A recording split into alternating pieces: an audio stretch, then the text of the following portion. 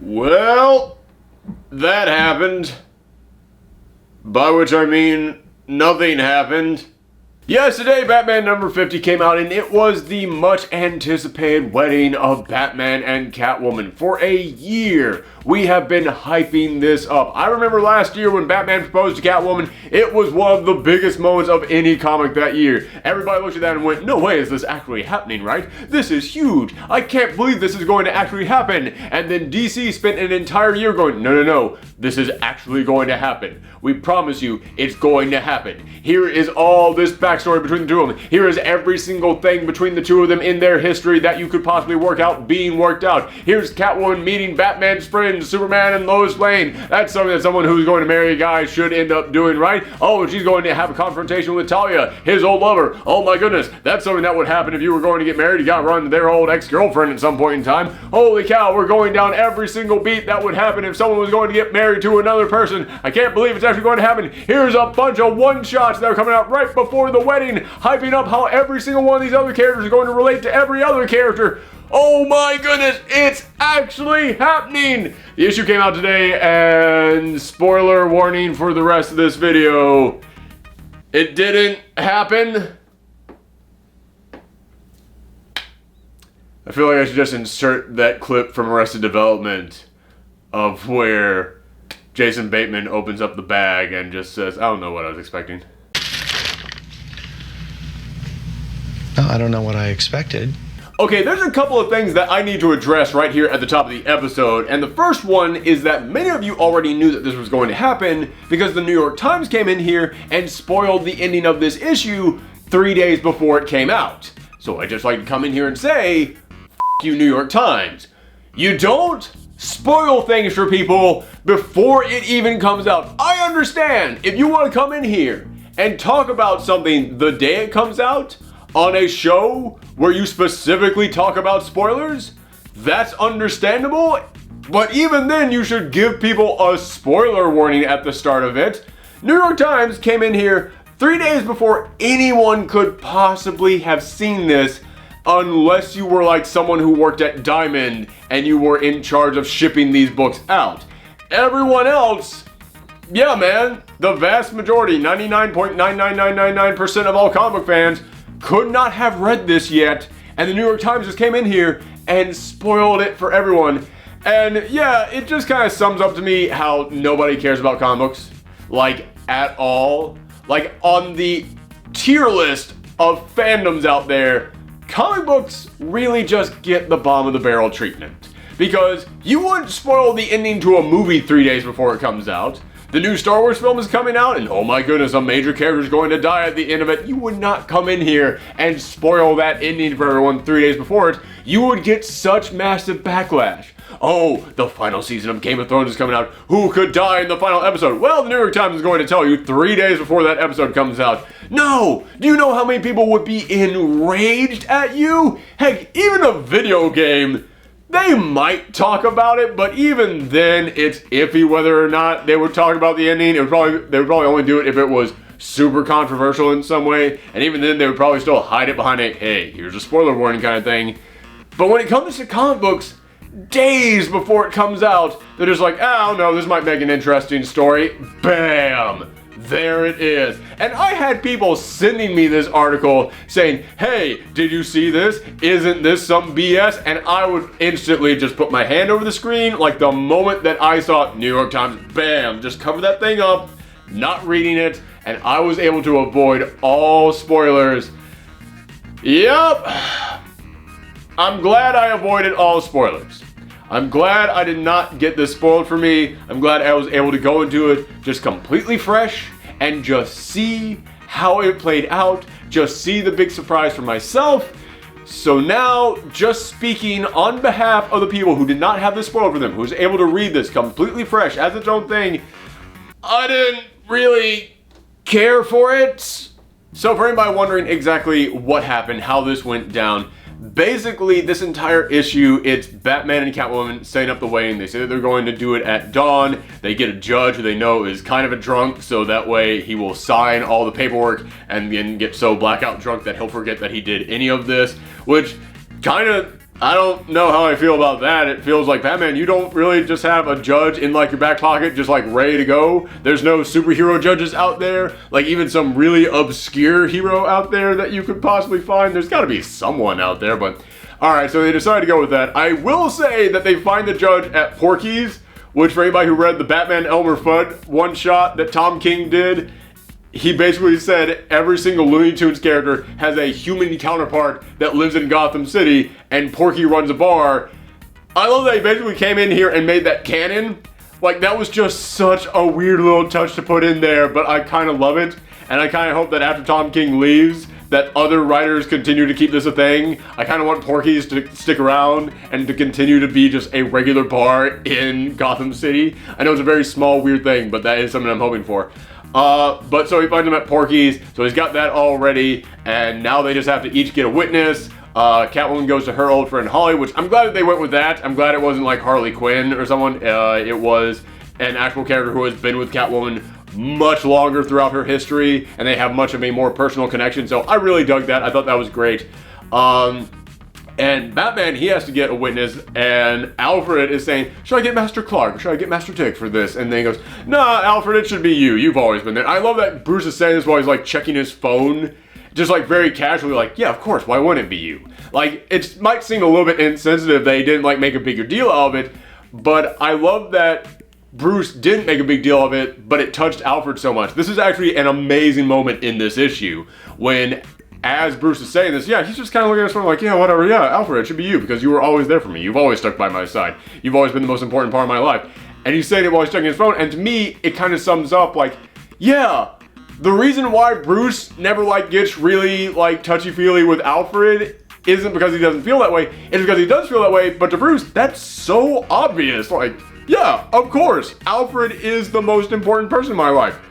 Everyone knows that, right? Like, to Bruce, that is common sense. To Bruce, that is just as much a part of his life as is just casually checking his phone. It's like, alright, gotta check the stock market. Alfred is the most important part of my life. Okay, great. It's like, okay, I kind of dug that to Bruce, it's just that much of a common sense kind of thing. That, of course it's Alfred. Of course Alfred's the most important person to me.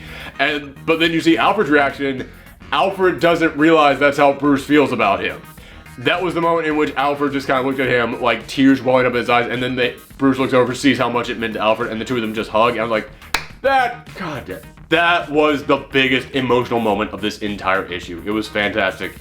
It's so weird though that in the wedding issue of Catwoman and Batman, where every other page of this was one giant spotlight page done by a different artist, in which you had Tom King coming in here and just telling the story of how the two of them first met from each of their different points of view. That should have been the big emotional thing of this. To me, the big emotional thing was Batman and Alfred. It just kind of cracks me up that the big emotional thing of this issue was not the two people getting married. So okay, there is good emotional stuff in here, but speaking of those one-page panels where they had different artists coming in here, and each of them were basically just drawing different parts of the history of Batman and Catwoman, this is when I kind of started to have problems with this issue. Because I was looking at every single one of these pages and I was like, oh my goodness, are they actually going to do this? Because I had heard people were getting mad at the New York Times for spoiling this thing, and I thought, okay, maybe they're just mad at the New York Times because they spoiled, hey, they get married and everything goes fine. Or maybe they got mad because the New York Times revealed to them how this is going to actually end, and they were even madder at that. So maybe they don't end up getting married. But as I was reading this, and as I was seeing these big one-page panels done by different artists, each page just showing the history of these two characters together being told by these characters, I looked at that and went, that's actually a really appropriate thing to do for the wedding of Batman and Catwoman. That is actually a great way to set all of this up. And it does have kind of that emotional impact, and it does make me think, if you're just going to do that throughout the course of this entire issue, that does make me think you're going to actually go through with this. That does make me think, oh my goodness, this is going to actually happen. So I really appreciate these. I thought they were an excellent thing to put into this issue. Until about halfway through the issue. Here's the thing about Tom King. A lot of people have criticized him, and rightfully so, I'll admit, is that he loves repetition. And I actually think that a lot of times the way that he uses repetition actually works. to build the tension that he's trying to go for in these issues. Like, it works out great in his Miracle Man series. It worked great in his Vision series. I don't think it works all that well in his Batman series. Sometimes it works well, sometimes it doesn't. But as you were reading this, and they were telling this same story that we've been hearing them talk about ever since they got engaged a year ago, and just going back to it over and over and over again, and then just describing how each other's eyes looked over and over and over again, and just the repetition kept going and going. About halfway through the issue, I just really started getting bored with this. And again, this is not me coming in here knowing how it ended and already being mad at that. Halfway through this thing, I was like, this was really nice, but I feel like with how much you've been covering this, at this point in the issue, we shouldn't still just be talking about the first time that they saw each other. Like, this story should have progressed a little bit more. But yeah, it just felt so stretched out. That was my problem reading these. It felt great at first, but then you just kept stretching it, and then eventually it got to a point which was like, I just don't care about how much they care about each other. I don't care if Catwoman's eyes have like hints of yellow in. I don't care if Batman's eyes are pure blue as the sky. Oh my god, guys. I was on board, I really was, but we gotta move this along. We got to move this.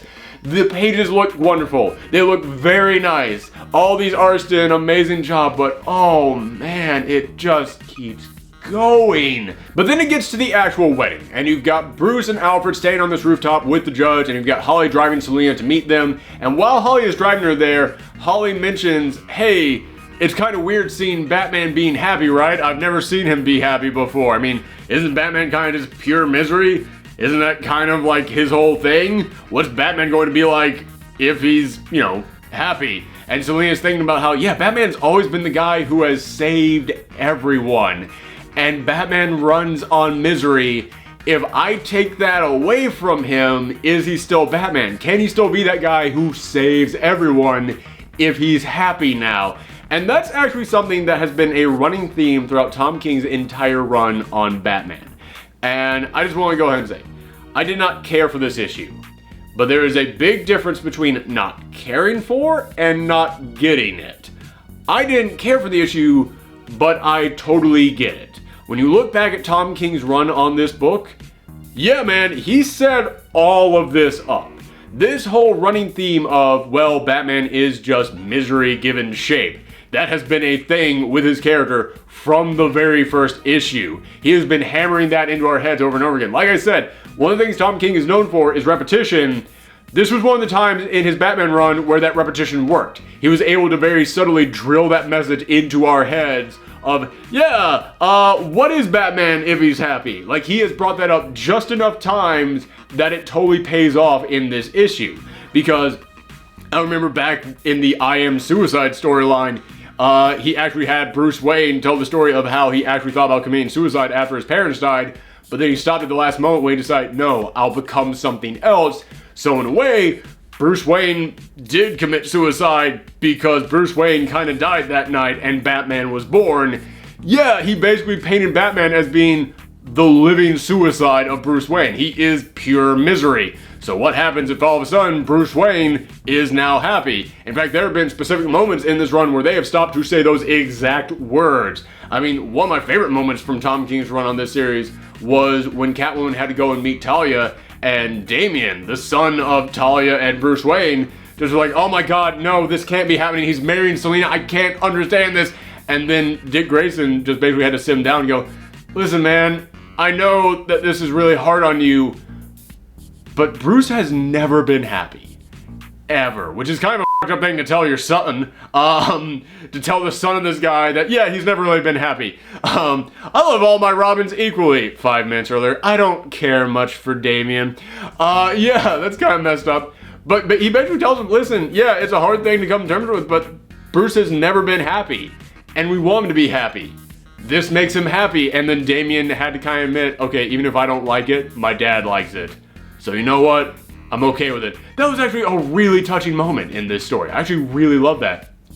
But there was another moment right before this, like the 2 issues before this, in which the Joker was facing off against Batman and Catwoman, which I just gotta come in here and say, Again, I know a lot of people dislike Tom King's run on Batman. I know that they hate the way that he writes Batman. I have been super apologetic for his run. I see the things that people don't like in the Tom King run. I totally see all that stuff. But I have actually really enjoyed 75% of his run. There is like 25% in which I was like, ooh, they kind of dropped the ball on that one. But the other 75% I've actually absolutely loved.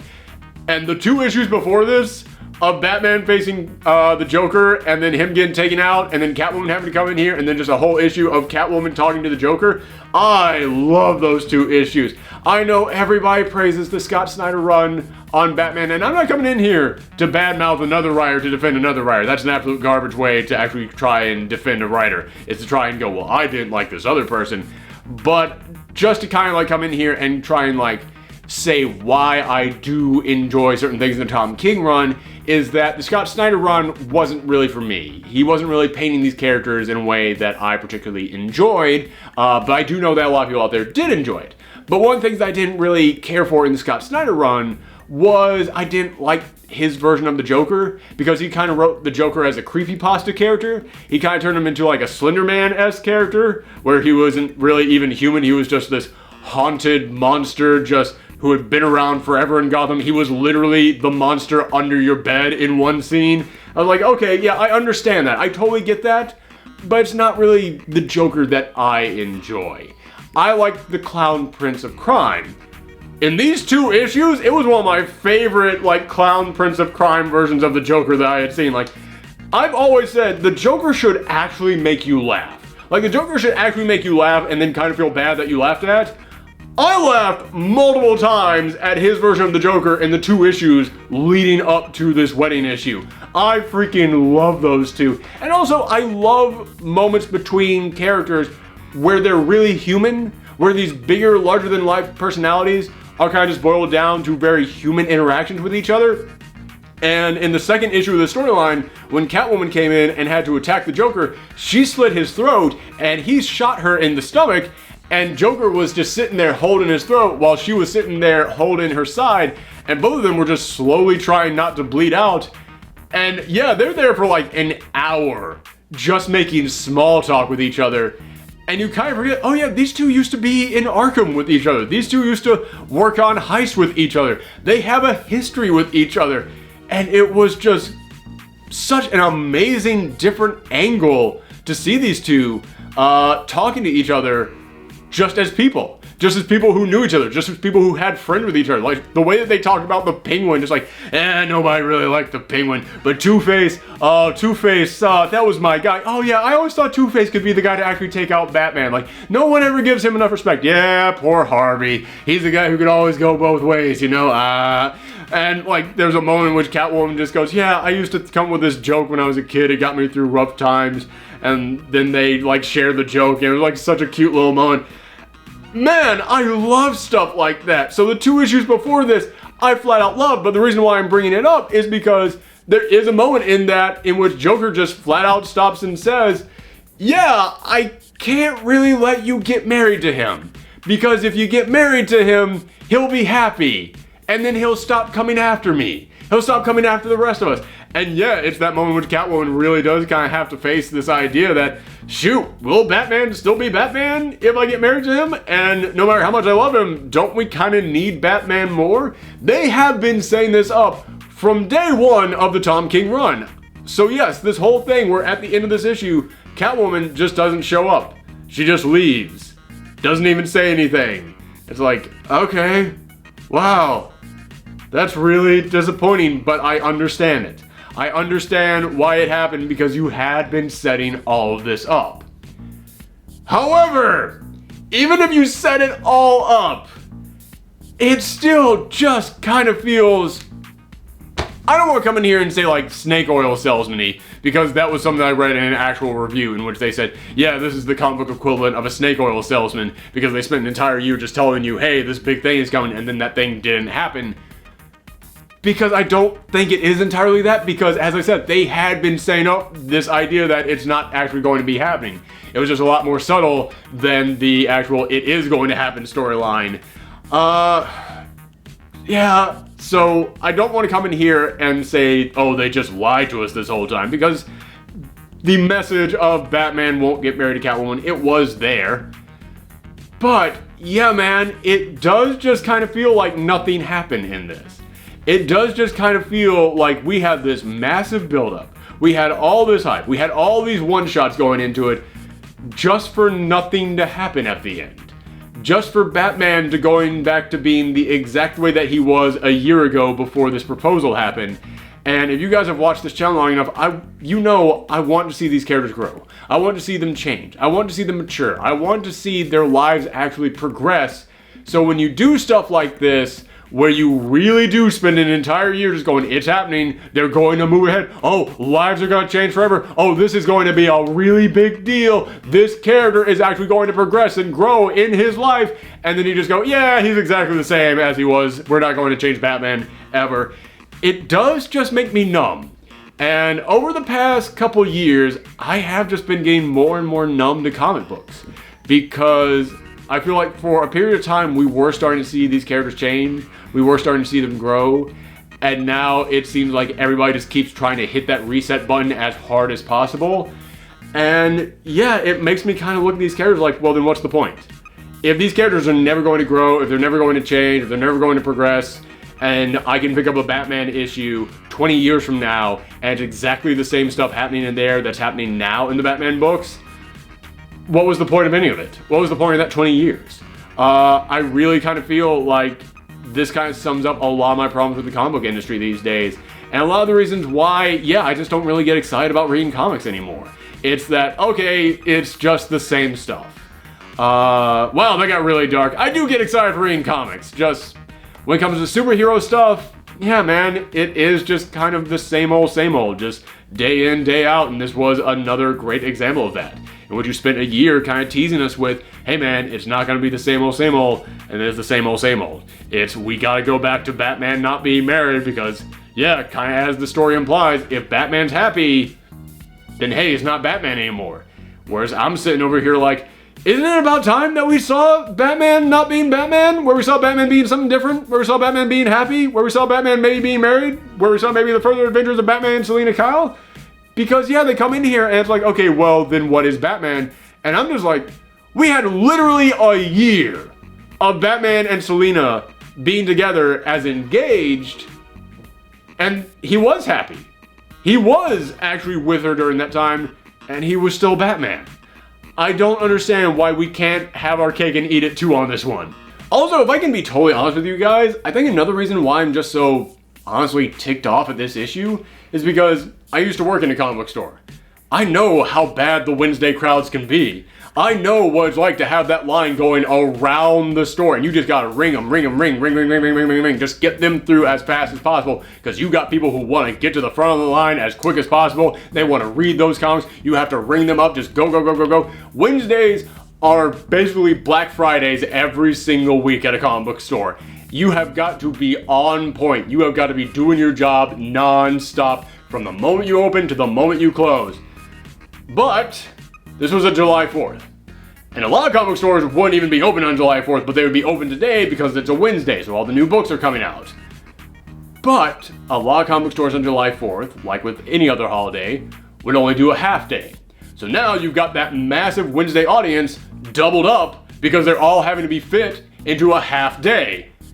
But you now have a massive giant release like the wedding of Batman and Catwoman being put out on this same day. So you've not only got the normal Wednesday audience doubled up for a half day, you've also got all the casual comic book fans who don't normally read stuff, but oh hey, this is a big thing. I saw it on Newsarama, I saw it on Comic Book Resources, so yeah, I'm gonna come and pick it up. But you've also got the looky-loos, the tourists, the people who never read comics at all, but they saw it in the New York Times. They saw it in the regular newspaper going, oh, the wedding of Batman and Catwoman, that'll be worth $1 million if I hold on to it for 2 months, because that's how quick the turnaround on these books are. I'm going to go in there and buy 20 copies of this thing. So they're going to come rushing in. So a ton of just tourists and rubberneckers are coming in there, just like, oh yeah, I never read comics, but this is going to be a big thing. So now you've got the regular Wednesday audience, the casual Wednesday audience who doesn't normally come in, but now they're coming in. You've got them doubled up because it's a half day, and now you've got all the tourists who never come into a comic book store, but now they're coming into a comic book store for the first time because they want to buy this issue, all of them being crammed into a half day,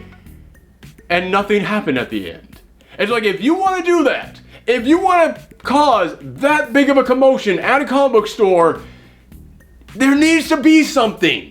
There needs to be something big that happens in this issue. And the big thing that happened in this issue was that the thing that you came into this issue for didn't happen.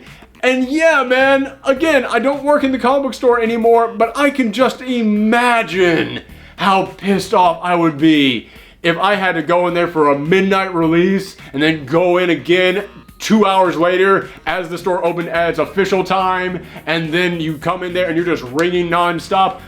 Also, that people can see Bruce Wayne standing on a rooftop just going, well, I guess I'm still sad.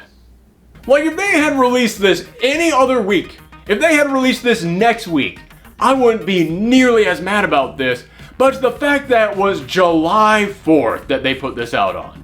Meaning that a lot of comic book stores had their midnight releases, meaning that they couldn't even really prep for their barbecues at home the next day because they had to all go in there at midnight and get everything set up there. Then they had to go home, sleep for just a couple hours before they got up and went right back to the store to start working again. And then they had to spend all that day working for their Wednesday audience. And the Wednesday audience was so much worse because it was all crammed into a half a day, or because it was such a big release. Many of them probably are open for a full day now. They don't even get to do their regular July 4th celebrations because this massive thing was coming out. If you had done it next week, I wouldn't be nearly as mad about that because it's not a holiday. It's not a thing that everybody is looking forward to. I kind of feel like for a lot of comic book employees, this kind of stole their July 4th. But okay, there's one other thing that happened in this issue that I haven't really brought up, which is how this issue ended. And it ended with Holly returning to Arkham, and then she walks down to a secret part of Arkham, and then she informs this person that, yeah, they didn't get married, he's miserable.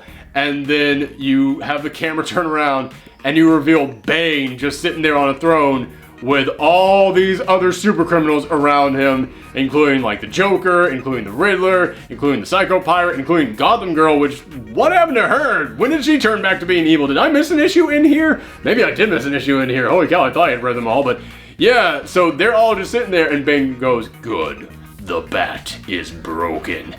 And again, there is a difference between not caring for something and not getting it. Because when you look at this, and you look at how, like, say, the Joker was talking about how, oh, the bat has to be miserable. It has to always be miserable, Catwoman. You can't make Batman happy or else he won't be able to stop criminals like me. And then you had Holly going in there at the last second, just really jamming this thought into her head even more. Yeah, when you look at that, and you see all of them working for Bane, and all this kind of began when Batman went in there and really messed with Bane during the I Am Suicide storyline, it does make you realize, oh shoot, every single time that someone did that repetition that we always wag our finger at Tom King for, and they came in here and they did that whole Batman can't be happy, Batman can't be happy, Batman can't be happy. It was all part of one giant plan to get this to not happen. This, in a way, was Bane's greatest victory over Batman, is that he broke up their wedding. Yeah, man, as far as, like, villainous plots go, damn, this is one of the biggest things that Bane has ever done. This is actually really freaking impressive. So I do give it points for that. As I said, I really just don't like that this is how this issue turned out, but there are still things in here that I can applaud. The moment between Batman and Alfred was amazing. One of the best moments between Batman and Alfred I've ever seen. And this moment here at the end, that's one of the best Bane moments I've ever seen. That is a great villainous thing to have happen, and it also sets up a lot of really impressive storylines to come later on. But yeah, I don't know if it really makes up for just the fact that we basically were leading up to this moment and nothing really happened from it. I know that's the setup for further storylines, but if you're going to come in here and hype this up this much just to have the big reveal be that there are other storylines coming in the future, it kind of feels like you didn't deliver enough on this.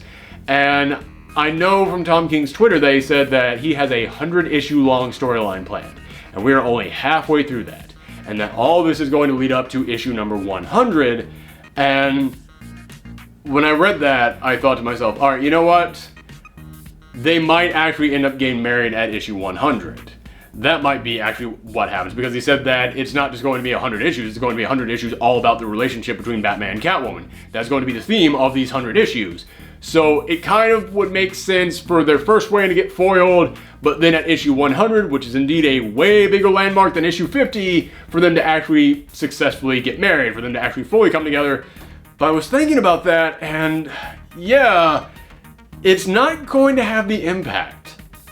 Like, I mean, I shouldn't judge a thing 50 issues before it happens, if it happens at all.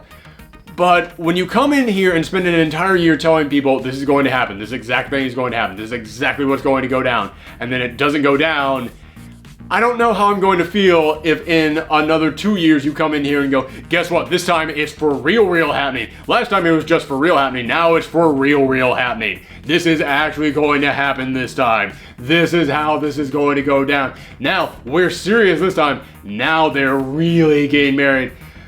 Yeah, you kind of broke my heart once, and, 2 years, maybe then I'll be okay with it, but right now, I can't really be excited about the thought of this maybe paying off in another 2.5 years. I can't really look at that and be like, yeah, you know what, down the road, I think that we'll actually see this actually fully pay off, so I'm okay with it now.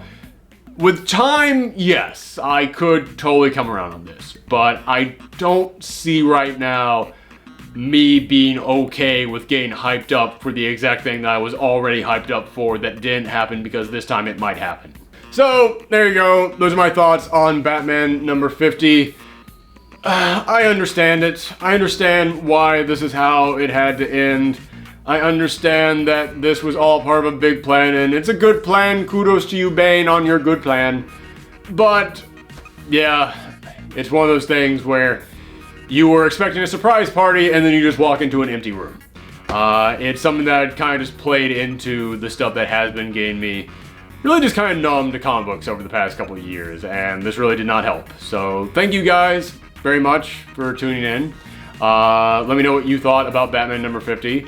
I'm going to go and stare off into the distance for a couple of hours and just contemplate what I just read. But before I do that, if you guys ever want to contact me, you can always get in touch with me on Twitter, Twitch, and Tumblr at Professor Thorgy. And make sure that you come back later today, because we actually have another episode of Comic Class coming up, because this was actually kind of a large day for comic books. People did things aside from just Batman, okay? There's other stuff to talk about. So, thank you very much, and come back next time. Bye.